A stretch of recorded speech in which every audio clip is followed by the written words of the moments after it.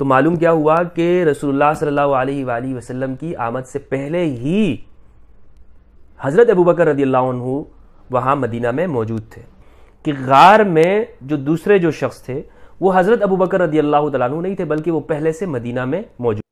آج کل پرسوں میں ایک سن رہا تھا، ایک صاحب آئے نئے میدان علم میں، یہ چھوٹی سی بات کر کے ختم کرتا ہوں۔ وہ کہتی ہے کہ یہ جو آیت کریمہ سورۃ توبہ کی ہے، اور سورۃ توبہ کے اندر یہ آیت کریمہ ہے جس کے اندر یہ سارا غار والا واقعہ آیا ہے، وہ ایک نیا محقق پیدا ہوا ہے جی۔ وہ کہتے یہ جو آیت کریمہ ہے میں جس میں سارا غار والا واقعہ بیان ہوا ہے، وہ کہتے ہیں اس میں یہ جو کہا کہ اذ یقول لصاحبہ، جب وہ اپنے صحابی سے فرما رہے تھے، وہ کہنے لگا کہ اس سے مراد صدیق اکبر نہیں ہے۔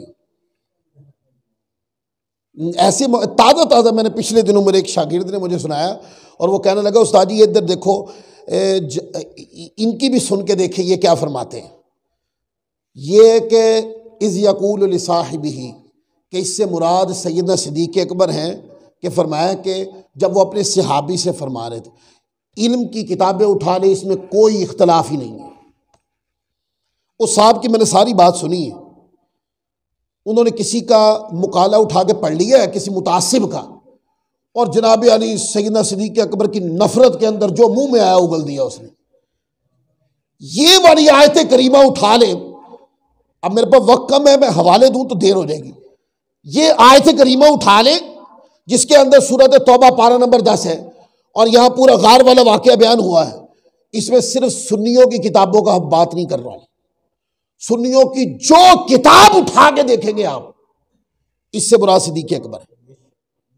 میں کسی ایک تفسیر کی بات نہیں کر رہا ہوں، امام ابن جریر طبری سے لے کر نیچے قاضی ثناء اللہ پانی پتی تک، تفسیر مدنی تک، سارا علمی ذخیرہ اٹھا لیں، اس میں کوئی اختلاف نہیں ہے اہل سنت میں۔ اگر کسی کو اختلاف نظر آئے تو مجھے پڑھ کے سنا دے، میں اپنی بات سے تائب ہو جاؤں گا۔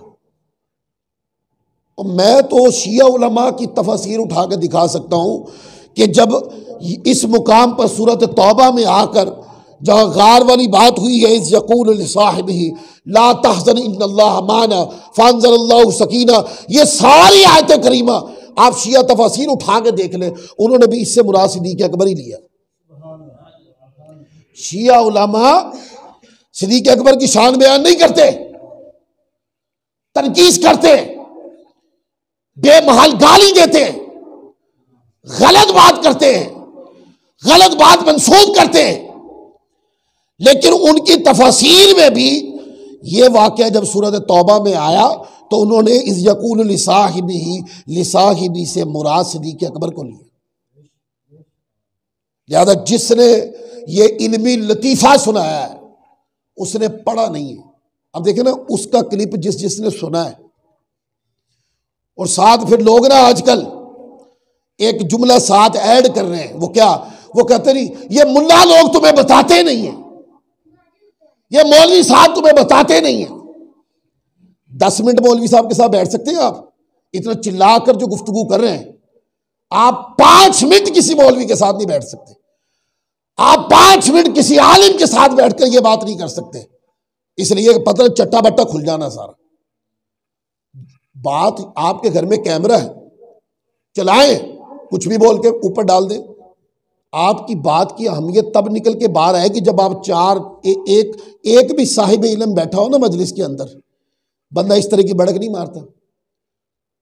تو یہ جو جملہ ہے، اس جملے سے کبھی خطا نہ کھایا کریں کہ جب کوئی لوگ علمی کمینگی بیان کرتے ہوئے، یعنی علم بیان کرتے ہوئے اور اس علم میں اتنا مکسنگ کرتے ہیں، اتنی کمینگی میں اتر آتے ہیں لوگ، ساتھ جملہ جوڑ دیتے ہیں ملا لوگ بتاتے نہیں ہیں تمہیں۔